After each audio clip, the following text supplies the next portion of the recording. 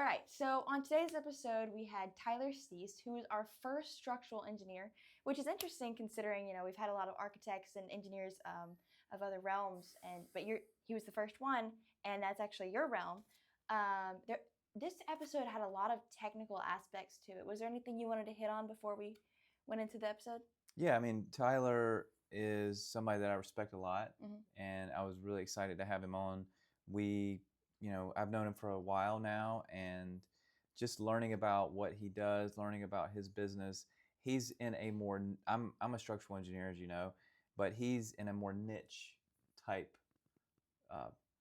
company, a niche type business than I am, which is connection designs of steel members of structural steel, and also some other aspects. We call it specialty engineering or delegated design, which we'll get into all of that. But what I want to mention is, it is technical. It is a little more heavier conversation, but, while we want to enhance the world around us, what he does, what his business does, he's ensuring safety. He's doing that with excellence.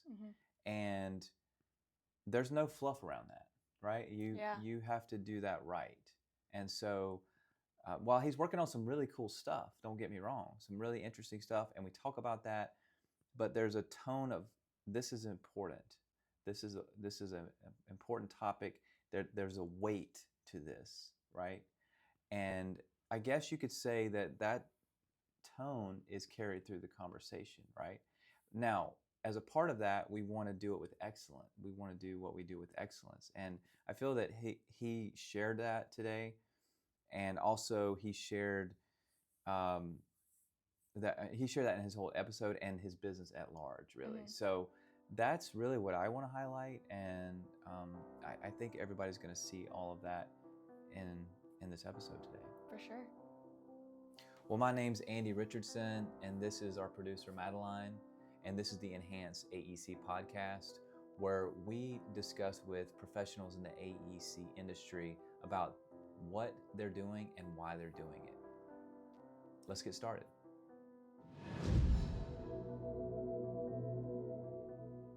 Welcome to Enhance, an AEC podcast, where we learn the why behind AEC professionals so that you can learn your why. Well, welcome, Tyler, to the Enhance podcast. Yeah, thanks for having me. Yeah, definitely glad to have you down to Beaufort, and thanks for making the drive. Yeah, appreciate it. Not too far of a drive. Yeah. I wanted to open it up. Do you like baseball? To an extent, yeah. More college than pro. Okay. Yeah. And we gave you some pre-scripted questions. I should ask you this. I do sometimes go a little bit off of the rails. Go for it. Yeah, you're an engineer, so we have to deal with things, right? Yeah. But yeah, a curveball. So, and really this should be a hard one for you, because the question is, if you didn't have steel, what material would you design with? Ooh, that's a tough one. My whole career's been focused on steel, so... yeah, I told you it was curveball.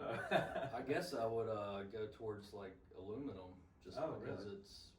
it depends what it's for. Aluminum's good for certain things, but in terms of being closest to steel, aluminum is efficient for its weight, but corrosion resistant. Only good for certain things, though. Yeah. Have you done much of the aluminum work? We do some here and there, like at water treatment plants and stuff like that for high corrosion areas, or some exterior guardrails and stairs and stuff like that, but not a ton of it. Yeah, okay. So that one was not necessarily what I would have thought of, but hey, that's good. What is it that you like about steel the most? For one, I think I was kind of not forced into it, but I grew up with it because I started detailing when I was like 14. So I just, because my dad had a steel detailing business, so I just started with it. But in terms of like, once I got into college and started learning engineering, I like the consistency of it. The material is the same throughout. Whereas like concrete, you've got a lot more variables in the actual materials in terms of different mixtures, the combination of concrete and steel. The fact that steel is consistent throughout its section, I just always enjoyed that aspect of it. Yeah, the thing about concrete makes me so nervous because you really don't know exactly what you're getting. Yeah. Until afterward, It's Yeah. like, okay, well, it didn't meet the PSI. Right. Still a lot more exact than like geotechnical. Like it's even, you can do all the testing, Mm-hmm. but it's still a lot of guesswork there. Yeah, that would be a tough field to get into, right? Yeah. So you started when you were 14. I guess your dad has a detailing business. He did, yeah. When you were in high school. Yeah. So how did that happen? I guess he just said you're doing this, you're helping us, or how did you get started with detailing? I don't remember if it was optional or not, but yeah, we just kind of, I don't know, I started and like, I guess it was kind of neat because I started a little bit before the 3D modeling days, so I got to see some of the more old school way of doing things. So some of the early stuff I did was like an actual copy of prints would come in through FedEx or something, and I would go scan them in and make copies for the different detailers. Or another thing I did a lot was making bolt list for the fabricator. So now that's fairly automated through the detailing software, but back then it was going through the E-plans and looking at each beam and the connection and coming up with bolt quantities and the lengths of bolts needed and stuff like that. I mean, learned how to read drawings and put stuff together. That's a pretty tall task for a 14-year-old, isn't it? I don't remember if I was doing all that at 14, but Okay. that was some of the early stuff I did. But yeah, Yeah, so I mean, But that's pretty impressive. I always enjoyed it. So Yeah, it seems like it just took right to you, I guess. Or was it more that you, what came first? Was it like, hey, you had the personality for it, or were just being around it so much? Or maybe a mixture of the two. Mhm. I don't know, because like, some people go to college and they're not sure what they want to major in and all. For me, it was never like, always just knew I was going to do engineering. It was maybe figuring out exactly what part, but that's what I always wanted to do. Mm-hmm. You saw the detailing side. You could have gone construction. You could have gone engineering, or maybe even detailing itself. But Yeah. you chose engineering. Was there anything that drew you more toward the engineering side? I don't know if it's anything in particular. I mean, I always liked math. Always liked engineering once I got into it, and just kind of went with it and stuck with steel and kind of just kept building on different parts of the steel industry. Yeah. Now you're in Columbia, South Carolina. Yeah. Lexington. Right. You went to Lexington High, or Gilbert High School. Oh, Gilbert Yeah. High School. Okay. So I didn't know that actually. I knew you went to school somewhere in that area. Yeah. So I went to Airport High School. Oh, really? Okay. Yeah, I grew up in Columbia. Okay. So I don't know if you knew that. I don't think so. Yeah, I grew up in Columbia. Went to what's called Airport High School Okay, because yeah. it's near the airport. Real creative name. Yeah. We We played airport in high school sports and all. Yeah, definitely. So, And yeah. I mean, Gilbert is kind of out. Like I grew up in what's called Gaston. Like I grew up in the country. Yeah. You grew up in the country, basically. Mm-hmm. That's right. On So- the dirt road. Yeah, exactly. So that's pretty cool. But you now live in Lexington area and have a business there, Yeah. right? A structural engineering business. So you fast forwarding a little bit from your education up to SSE, Right. Southeast. Southern Steel Southern Engineers. Steel. Sorry. Yeah. Southern Steel Engineers, Yeah. SSE for short. And what do you guys do basically? And by the way, I mean we're AEC, so we have some engineers, but also architects and contractors. So, Right. But what do you guys do exactly? So yeah, we deal with architects, engineers, and contractors. So Okay. we're a structural engineering firm, but within that we're pretty niche in that we focus on steel, and even more specifically than that, we've really narrowed in on what is usually called delegated steel design. So in layman's terms, essentially a lot of what we're doing, so we can do some steel building design We used to do more of that. We don't really do that anymore because we're more focused on the delegated steel design. But so the engineer of record, which is a lot of what you do, a lot of times they'll design the beams, the columns, the bracing system, trusses, the size of the members, but not design the connection. So we do a lot of steel connection design, shop drawing review associated with that at times, and then we do a lot of miscellaneous steel design, which would be stair systems, railings, ladders, catwalks, platforms, mezzanines, all that kind of stuff.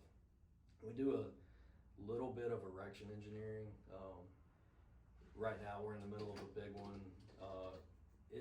Those jobs are really time consuming, so they're harder for us to fit in a lot of it. So we kind of try to space those out strategically. Yeah, and that's steel erection, or? That's right. Okay, so is that a sequencing thing, or like a safety, like shoring aspects, or both? Both. Okay. So like the project we're working on now, big aviation project, it's got trusses that the clear span's like 460 feet. So okay, wow. Yeah, they're big boys. So our scope is involving the stability of the structure while it's being built, which gets to be almost an infinite game, because you think about it, like normally when you design a building, you're designing it as a completed structure.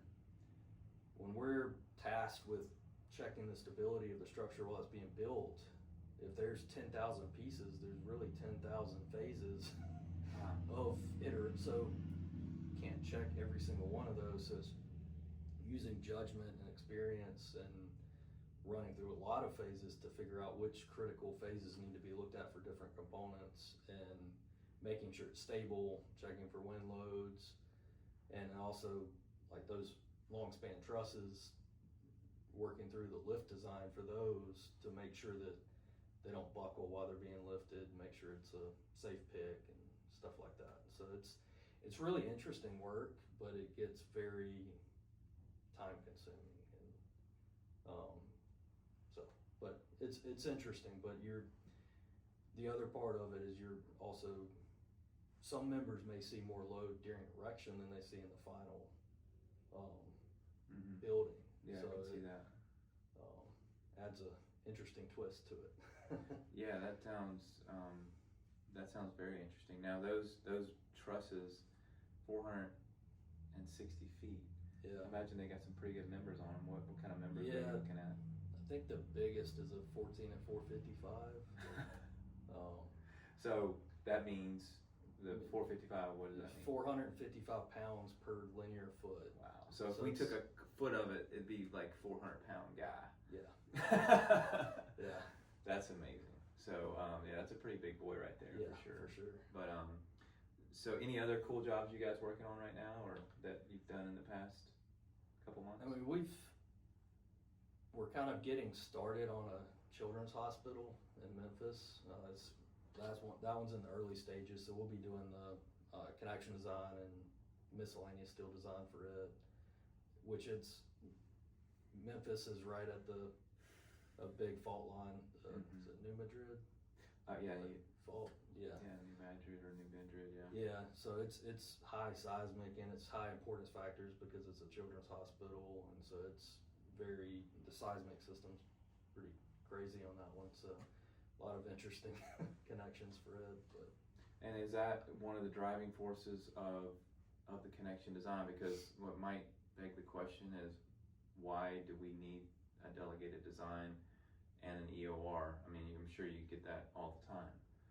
Yeah, I would imagine. But why do you need the EOR? Is it the seismic, or is there other things driving it? So I think there's a mixture of different factors. Some of it is engineers of record. Some of them may not be specialized in connection design. So delegated design is something that is very common on the East Coast, out kind of to the Rockies. From the Rockies to the Pacific, it's much less common. California, it's pretty rare. But so some of it's specialty based. Some of it is depending on the fabricator and the erector that get awarded later in the process. They may want connections done a certain way, or specialized towards what's best for their shop, or for sometimes erectors have a shortage of welders, so they may want all the connections that can be bolted. So some of it saves rework and allows for customization towards a specific shop preference.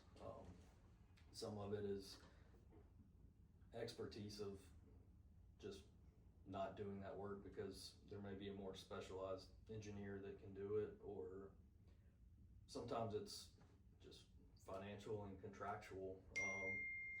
If you've got competing engineering firms, you don't want to take on a bunch of additional cost and provide that delegated, what could be delegated. You could save you time and money, and it can also help schedule, because sometimes a firm that's really specialized in it can do it faster than a firm that's not. Yeah, and from my standpoint of doing it, one thing I've noticed is, like what you mentioned, the competition. I mean, if everybody else is keeping that out of the contract, well, Right. It's kind of hard to keep it in there. Yeah. If, because that's going to be another. It might be 20%, it might be 30%, but that's a big percentage. Right. Especially if you're working for the architect, where there may not be much of a, from their standpoint, of benefit in doing it. Yeah. Whereas maybe if you're working on a design build for a general contractor, they may see additional benefits in it, or maybe not, but can be different. And that's one thing that the longer you're in this industry, you kind of learn that there's a lot of different parties involved, and some trying to put yourself in their shoes and think about what they're looking for in the project and all can kind of sometimes let you figure out what the best approach is, or what's driving the project. Yeah. Yeah. What are some things to help, what are some things that help make it, let's say we're in a delegated design situation with, your standard connection design type situation. What would be some things that you would suggest to make it run smoother? To I guess like the GC, to the team at large. I would say for the GC standpoint, encourage or at least allow communication, because a lot of times we're not allowed to directly contact the engineer of record, and if it's a quick moving project, there's not, how RFIs can go sometimes as they go up through chains, get loaded into Procore, make it around to different people. It can really stall out a project, because if you've got, say there's 12 weeks to do connection design and detailing before the fabricator needs to get steel in the shop. If you spend 4 weeks on back and forth with RFIs, they're still going to want to try to keep that 12-week date that they firmed up with the GC, but that just took the engineering and detailing schedule from 12 weeks down to 8.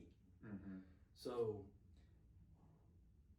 kickoff meetings are great, or early communication. Sometimes it happens. It's not that it doesn't happen, but there are times when it either doesn't happen or doesn't happen quick enough, or they want 24 people on a Teams meeting and you spend a week coordinating a time that works, and so yeah.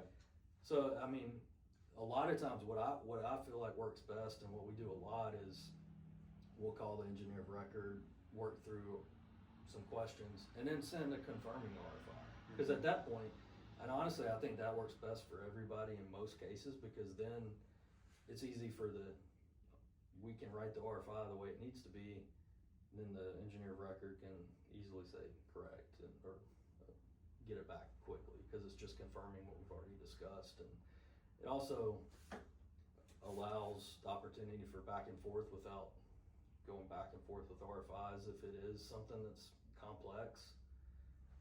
Another thing that I've noticed is, in general, it can be difficult for engineers to put things in writing in concise, clear ways. We're generally good at math, not as good at often, not everybody, but in general, not as good at writing and conveying thoughts in words. So being able to talk through that and have some back and forth helps a lot. Well, and also there's infinite number of options. Yeah. You know, I mean, you Yeah. could do double angle, you could do shear tab, and it's like, well, there's a reason why we don't want you to use double angle, or I don't know, you know. So Yeah. it's because we don't know what the reason is, but Yeah. and that's where. But if you did it with the RFI process and Procore and all these things, you're going to be Yeah. back and forth, and then you get together and you're like, well, we didn't want double angles because we just don't have access to that material right now because there's a shortage on it. I don't know, but yeah. And a lot of times for the EOR, I would say just make the requirements clear on the drawings. Yeah.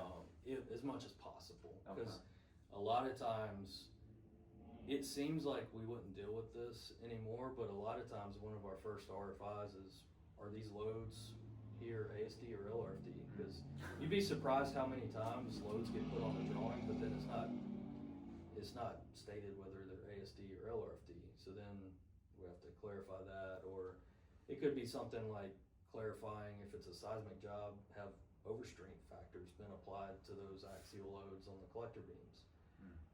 If we can call the engineer, that may be a quick, yeah, they've been applied, proceed, or no, they haven't, you need to add that, and then we get moving. But as much clarity as can be put on the drawings, that just benefits all parties. Because sometimes our clients, they may not be as technically versed in the connection requirements or what loads will be required, so they may not know what to expect. And if the loads aren't shown, and they may say they take off planning for 3/8 inch gusset plates, and then they find out those are actually supposed to be special concentrically braced frames, which is high seismic, and we end up telling them, designing it, and it's 1 inch gusset plates. That's a lot of cost that they didn't know how to account for, so. Now the collaboration piece and this is a big deal because I mean what's the impetus for not allowing you to call? Is it the GC or who's stopping you? Is it the GC, the architect, the engineer, or the government? It's rarely the engineer. It's usually the GC or architect. That sometimes I think it's just a matter of they want all communication to be clear out in front of everybody. Other times I'm not really sure what the reasoning is. I've only had one engineer that, like, when we called, like, seemed offended that we would call them. It was really odd. Okay. Then after I talked to him a little bit, and he understood we weren't like trying to skimp on something. We were just trying to make sure something got done right. Yeah. He was fine. It was I don't know. Maybe and in a lot of cases, I think maybe somebody has a bad situation happen on a project or something, they're gun shy about doing something a certain way, a bad experience. Well, I know engineers are prima donnas, most of us are, so we think we have, we get nervous when another engineer calls you. It's like, either they're calling to yell at me or tell me I did something wrong, or, so that could be part of it. But it sounds like you haven't had that experience, really. Well, we approach it from the standpoint of we're trying to work together to get to the best solution on this job that works. So we're not trying to, even if we notice something and we think somebody maybe did wrong, we're gonna try to just work towards a solution, not try to.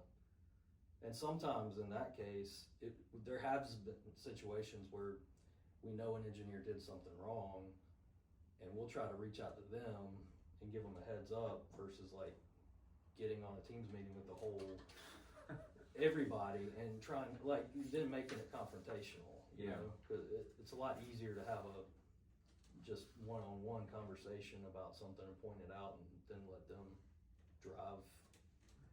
Like the direction ASD it needs to go. ASD, LRFD, like, hey, it's not stated which one. Now, what does that mean, by the way? Because some people may not know ASD, LRFD. Yeah, good point. ASAP. So ASD is allowable stress design, and then so there's two methodologies, really. So you got ASD, allowable stress design, LRFD, which is load resistance factor design. Yeah. I believe, yeah. Strength-based design is another. That's the other thing. ultimate design. We've added too many words that different people use in different ways, but ultimately you get, like, AISC has worked to align the methodologies and the safety factors so that whichever way it's done, you get essentially the same result as long as the same process is used throughout. Yeah. Roughly, in general, LRFD loads are 50% higher than ASD.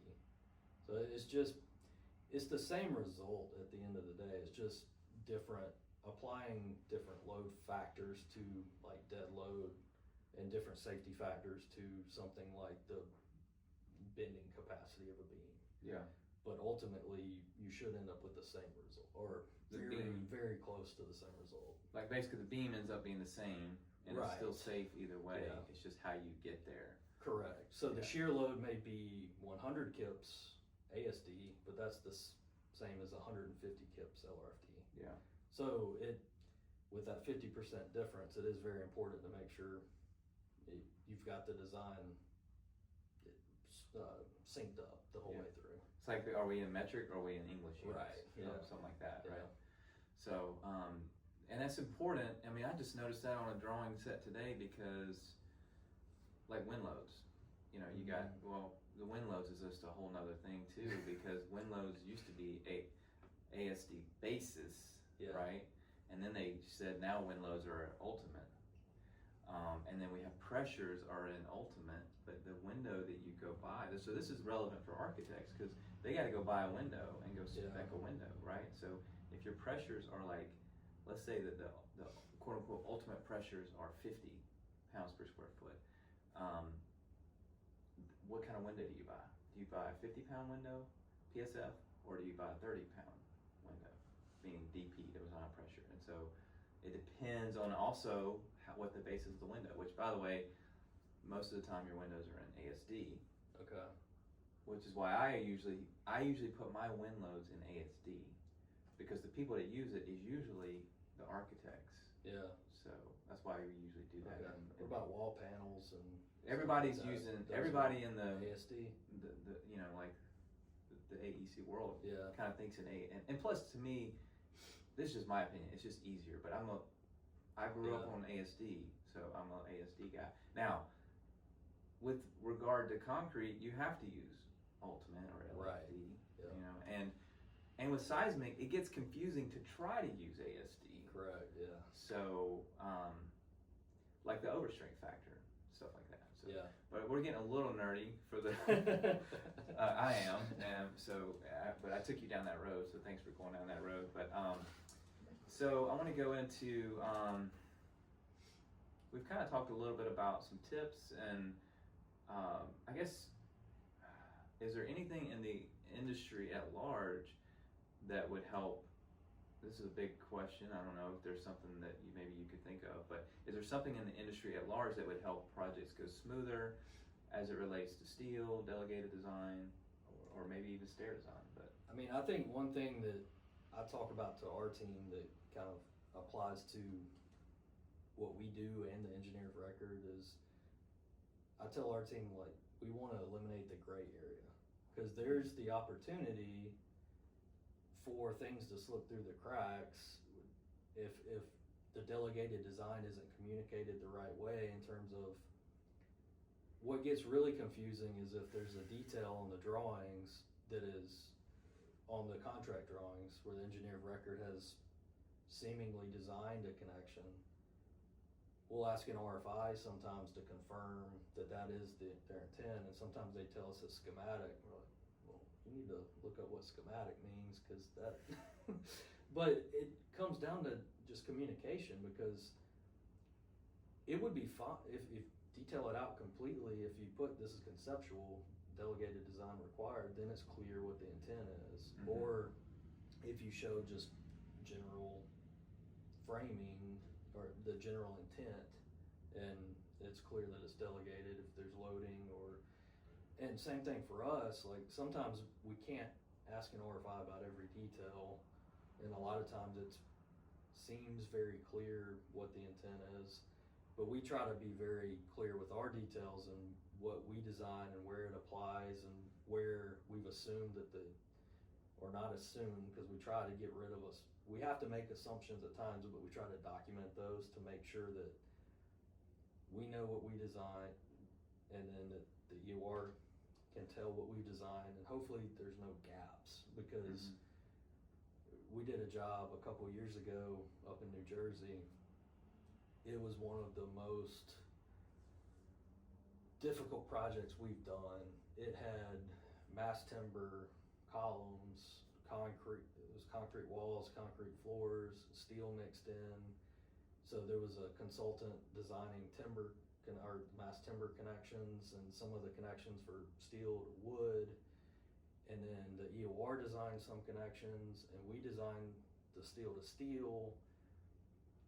And there was a lot of confusion early on, and so we had to really get detailed on that one of like, we started boxing in things in brown boxes of like, we didn't design this. We want to make sure that's clear, because if somebody, unless everybody's really paying attention, stuff could fall through the cracks in that scenario, because they assume somebody else designed it, and it's like the Spider-Man meme where they're just pointing at each other.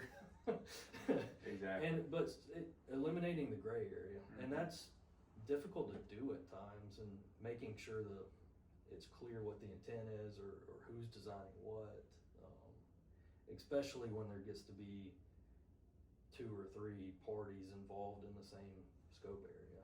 And I think at that point, the key is probably raising your hand and saying, "Hey guys, this is a real big deal. We need to get this thing tightened up, because I mean, you didn't design the building, right? You are coming in. I mean, it's already been working on this thing for months and maybe a year.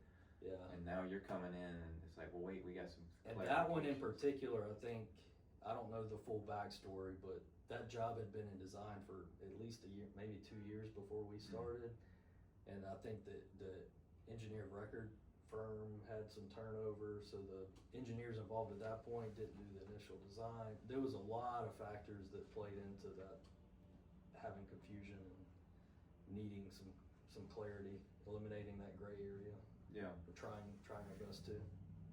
So it's hard sometimes to not go too deep into engineering stuff. Like, sometimes we'll hire, like if we hire a new grad, we'll start saying stuff in the office, words that like TC bolts or stuff that's like second nature, talking about weld types and stuff, and it's like we forget, like they don't know all of that. Right. I mean, you they just have to stop and remind yourself that not everybody knows all these terms. Yeah, they don't even know what ASD is, right? They just know LRFD. Yeah. Because that's what they teach probably these days, I would imagine. Because they It were is teaching. mostly. They actually were teaching that when I was coming through, but I still was like, the thing about it, the influence of ASD, and it's always carried through. So And some engineers really love the ASD manuals. Yeah. I actually was quoting a job today or this week where the general notes required the use of the ASD 9th edition manual for connections, which I'm not so sure if that's really the best way to do it at this point. Yeah, we might want to graduate at least the 13th, right? Yeah. So, is there any stories that you can remember that, like what you were saying about the TC bolts, etc., with your recent grads that I mean, just I guess in general, like I don't started talking to an engineer one time about GERTs, and they're like looking at me like, what's a GERT?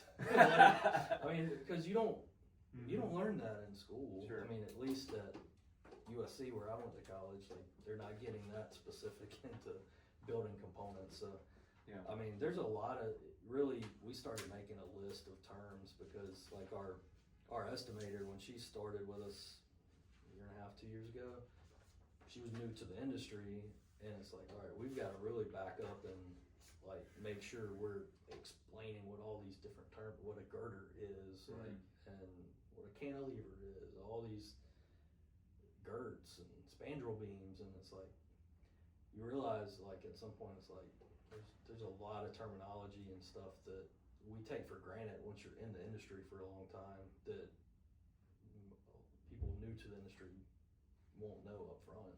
And then you got the terms that people interchange either regionally or AEC, the different, the A and the E and the Yeah. EC says it differently. Yeah. Well, even AEC, I've seen it with the C being construction and some with the C being consulting or Okay. consultants. Yeah. So even that I've seen Everything's both ways. up for grabs, Yeah. right? Now the estimator, how does that work? Are they estimating?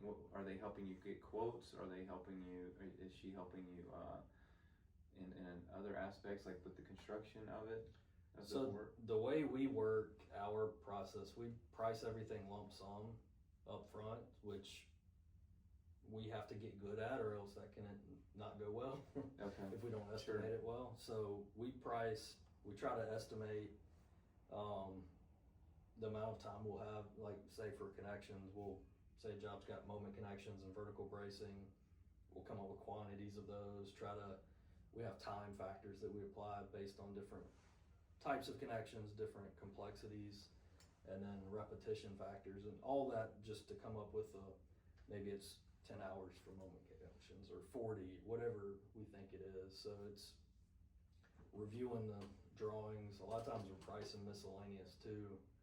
So it's reviewing the architectural drawings for stair, railings, ladders, anything like that, and working through our process and our spreadsheet to come up with how long we think it's going to take, and then documenting that on our proposals. And okay. So really helping you get your quotes. I call them quotes, Yeah. proposals, I guess. I use those words interchangeably. Yeah. Sometimes I use one, sometimes I use the other. So. But that sounds like a smart way to do it. So I'm getting some inside scoop from you in terms of, running the business aspects, because you do both, right? You run the business and you're the president of SSE. So and I imagine one of the questions here is just wearing the different hats of a business. Are you still involved in the design every day as well? So how do you really? To an extent, yeah. So I started the firm in 2017, Okay. and it was just me to start with, and then pretty quickly we hired Chris, who is our vice president, and then kind of been growing steadily, and we're up to 11 people now, and which there's a very big difference in running a company with 1 or 2 people versus 11. Like there's a lot of growth that we had to go through in terms of figuring out processes and ways to do things, and part of that was, initially I was doing 90% design work or more of my time, and then as we've grown, I've had to shift more towards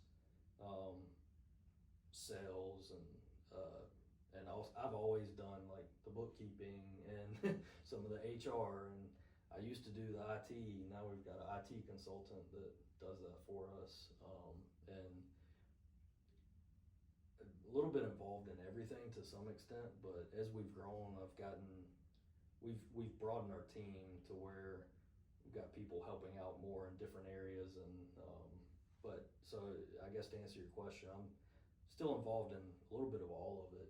In terms of design work, I'm more so now kind of reviewing things and talking strategy with our team and high level focus on projects versus in the weeds running calcs as much. It depends on the project. There's still projects I'm doing engineering on, but definitely not as much as I used to. Do you miss getting in the weeds with the calcs? At times, yeah. I forget what project it was a few weeks ago. I just spent the day working on calcs and stuff, and I'm like, man, that was kind of fun. Hadn't done like a whole day of just engineering in a while. Yeah. What do you enjoy currently about your work? Luckily, I enjoy most of it. I've realized that I really like engineering, but also really like the business side of it. So I enjoy that part of it too.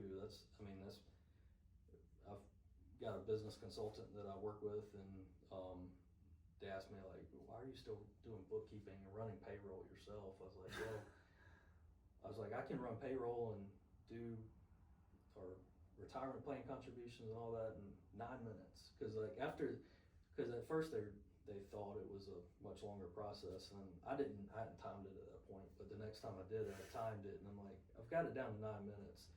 If I got somebody else to do that and I reviewed it, it'd probably still take 5 minutes, so I might as well just do that. But yeah, I mean, I guess the biggest thing, my favorite thing I enjoy is building relationships with our clients and helping solve their problems, because ultimately the engineering is part of it, but helping solve their problems and figure out fixes for issues on projects is really where you can add a lot of value. And it's also really fulfilling when a client comes to you with a problem on a project or some kind of unique challenge, and it's fun trying to figure out a solution, and especially when it works and helps them either be successful on the project or land a project or help it go smoothly. Yeah, can you share an example? Is there one that comes to mind? I mean, one thing that comes up fairly often is like really working to, in different situations, optimize things in a certain way for the shop. Or right now, like on that erection project, we're working through a bunch of challenges, and also working to coordinate the use of certain types of connections that make the erection go smoothly, because that's a huge project. So it's really important that they can keep moving with the erection quickly. And some other things we've done before is like working through, like trusses are a unique one, because there's a lot of different ways to do trusses in terms of the connections or how you build them. So and one thing that some people might not think of initially is like the shipping restrictions. So one thing we'll look at early is like, how long is the truss, will it fit on a truck? Is the depth short enough that it will fit on the width of the truck? That determines a lot of times whether we shop weld it or field bolt it, figure out where to put splices. Or sometimes in that situation, say it's a pipe rack with trusses, and it's galvanized. Well, then you have to consider whether it can fit in the tub for the galvanizing. At the galvanizer, they're selling it out too. So there's a lot of variables. Sometimes it's not as simple as saying, hey, let's make these bolted. There's a lot of other stuff that goes into it to figure out what the best approach is. Yeah, sounds like like a big puzzle, basically. Yeah, I mean, at times. Yeah. A few years ago, I was talking to a family friend that didn't really know the industry, and he was asking kind of what we did. And I started explaining to him different things, and he's like, sounds like you're a problem solver. I was like, well, yeah, I guess so in a lot of ways. That's what we're trying to do. Yeah, and it's exciting to see that you still like to get your hands on the design and just lead your team, I guess, which is a big part of what you do as well, is mentoring and leading and teaching these younger engineers. Are you seeing, I guess one of the questions is about education, and we hit on that a bit. Are there big gaps in education right now that you're seeing? Yeah. Well, I mean, I guess big from the standpoint of, like, a lot of times when I'm interviewing a new grad or maybe a senior that's getting ready to graduate, I'll tell them, like, you've probably learned 10% of what you need to know in college, and 90% of it will be after, in terms of what makes you successful. Because in my opinion, you can't graduate college and stop learning and be a successful engineer. That's probably not gonna, unless there's some program I don't know about, probably not gonna turn out well. Codes are changing, software is changing, the industry materials change. You have to keep learning and keep evolving, have that curiosity to keep working at it. But there's been a couple people that I really caught off guard when I told them they've probably only learned 10% of what they need to know. Because it probably depends to some extent, like what programs you go into and all, but most college programs don't go heavily into like actual building design. There's probably some that do it more than others, but it's more so the fundamentals of design of a beam or a column, but not necessarily how to coordinate a framing around a shaft wall with an architect and different considerations like that, you know. So when you put it like that, it definitely could be scary. So, but it is facts. You might as well face it at some point, right? Yeah. Because I definitely agree with that. The big thing, like right out of school, is getting in a firm where you've got a good mentor, somebody that's gonna help teach you and explain things versus. And I was fortunate to have good mentors and a lot of engineers that I learned from that took that time to explain things to me, and we try to do that with our team and not just tell them, because I found too that like for myself and then for engineers that we've got, people remember things better if they understand the intent behind it versus just telling them, hey, do this, and then it might not really stick because they don't understand why. They just know I'm supposed to do this, but if you understand why it's done that way, it helps it make sense and tie into other things. Yeah, and you guys have a pretty good process to help them along as far as how you do your work? I think so. I mean, it's not terribly formal, but there's a lot of intent there, and we've done it now. We've hired 4 or 5 engineers right out of college that we've brought through successfully. A couple of those are PEs now, and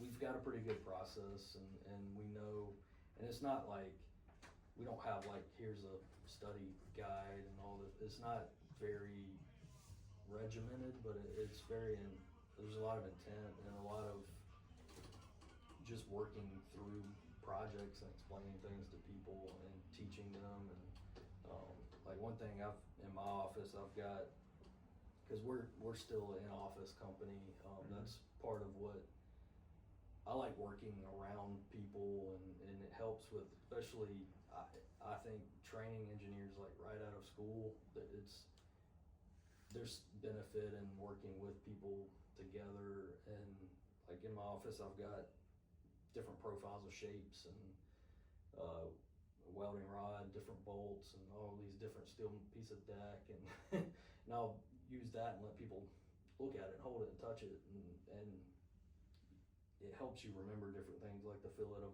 a wide flange. It makes a little more sense when you've tangibly seen stuff.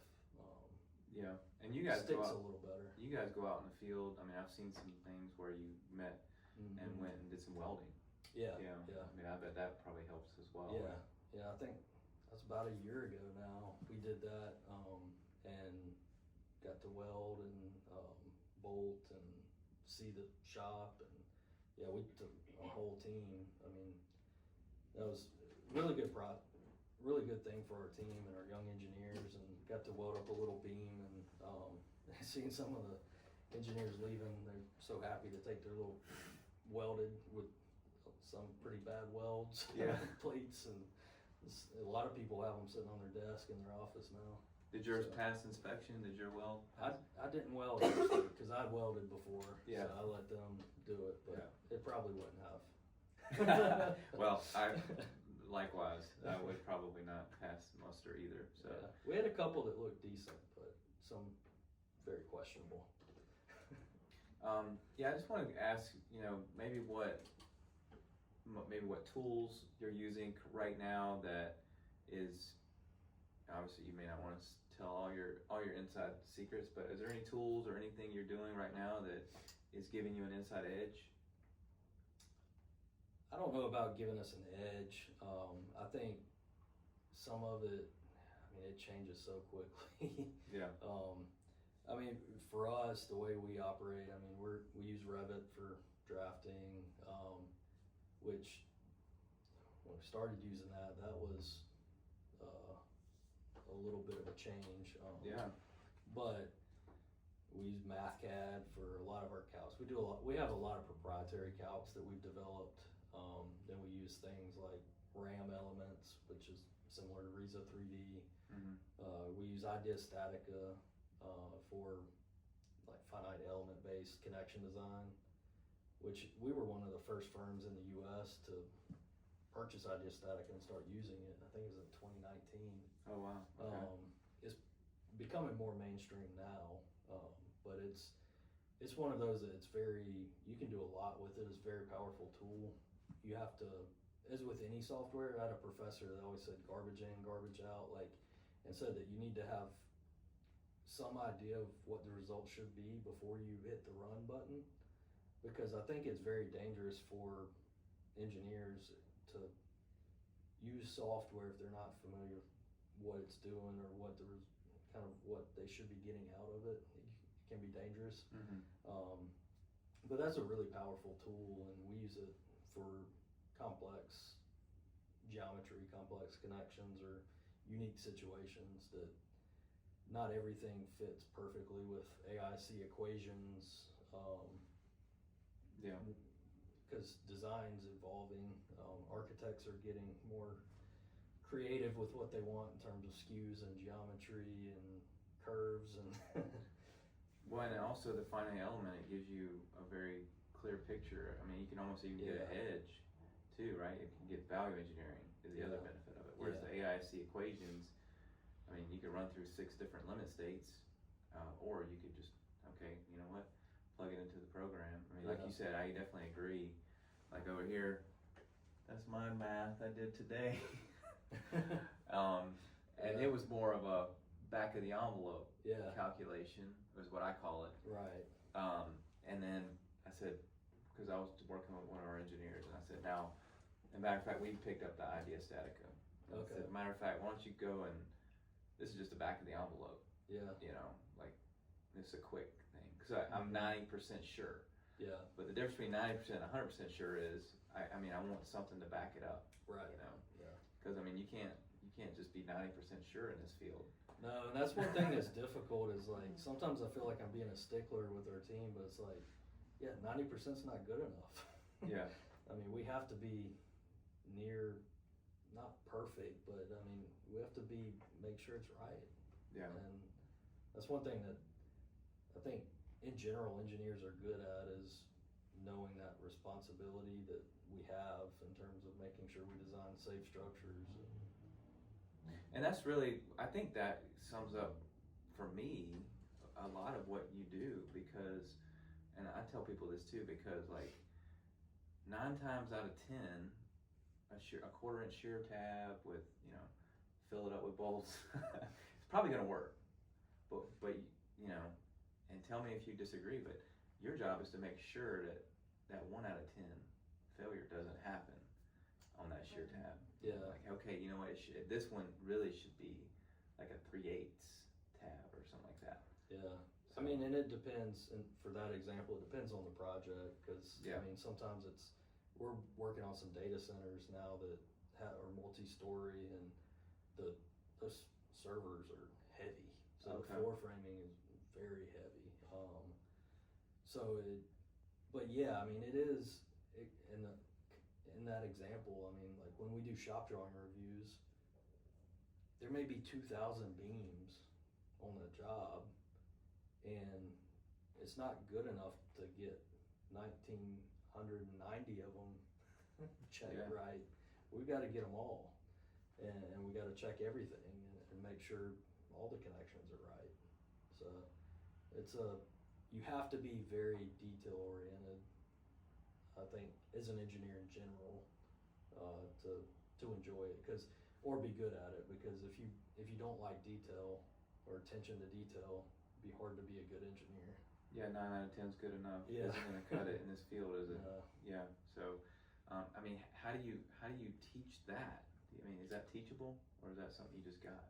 I think it is, but I think it's kind of inherent too. Like, I think a lot of engineers have similar mindsets, just because, like, to go through engineering and to go through that process, get your degree, you kind of learn to think a certain way, and you learn some of it, but hopefully it's impressed upon you how critical it all is, like, as you're entry level in the field by mentor, understand it. I mean, that's one in our value and vision statements that we have. Like the first one is remembering the magnitude and importance of what we do, and it really ties into like safety and the fact that buildings could collapse if we don't do our job right. If you don't do your job right, like it's not being dramatic. Like that's our responsibility to get it right. Yeah, I mean that's what we do. Yeah, it's serious stuff, and I mean you mentioned the values, so I wanna, one of the things that we talk about on here is just your why, the enhanced world around you. Since you brought up your values, I mean what is your why? I mean why do you do what you do? What are your values?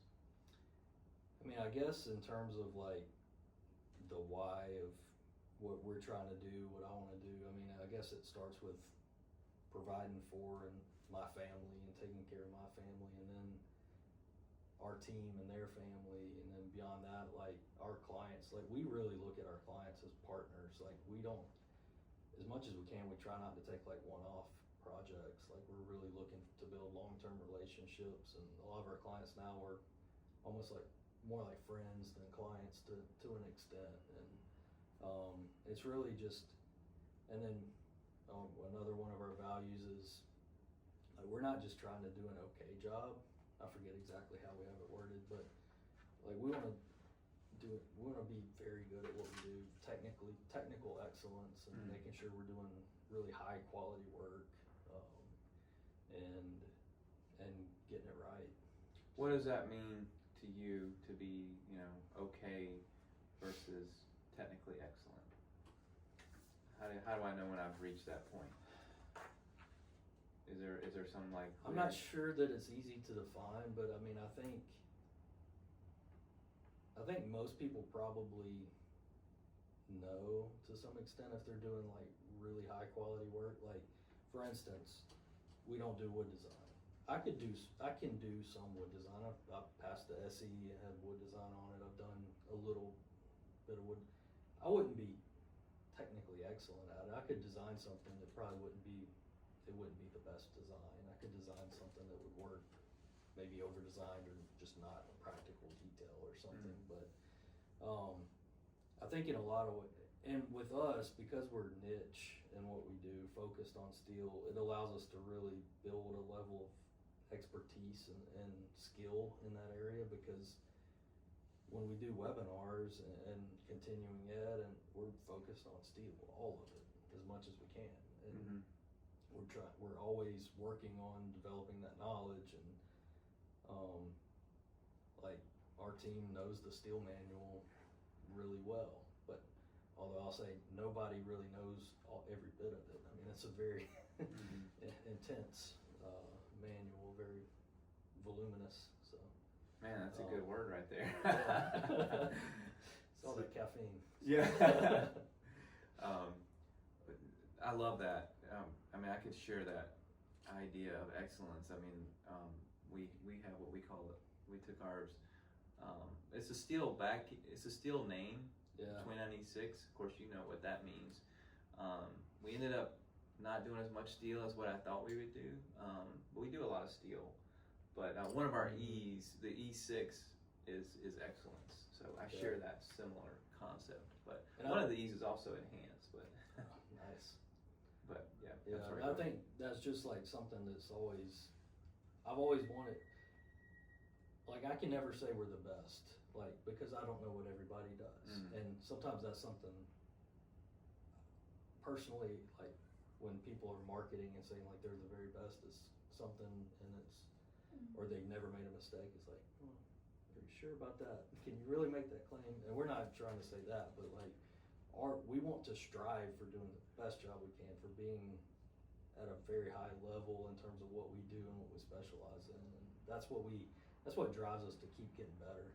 I mean, one thing, we've got a project management software that we use and that we track tasks on projects, but we also have a development task list. We've probably got 200 or 300 development things in there that we've think of, or we want to develop or get better at, or create a specific calc for, or create a process for that. I've told our team before, like, I'll be concerned about the company when we get to the point we don't have any ideas, you know, because it's like, Right. continuous improvement is something we always focus on. Another thing I've told our team, it's like, thinking about it like a sports team, it's like we get better as each person gets better, our team's better. And then as our processes get better, our team gets better.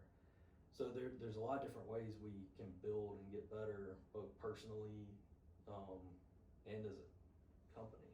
So Yeah. Well, and that's one of the reasons I wanted to have you on is I respect you. I respect what you guys are doing up there, and you know, I wanted to get some feedback from you. You're actually I think you're our first structural engineer on.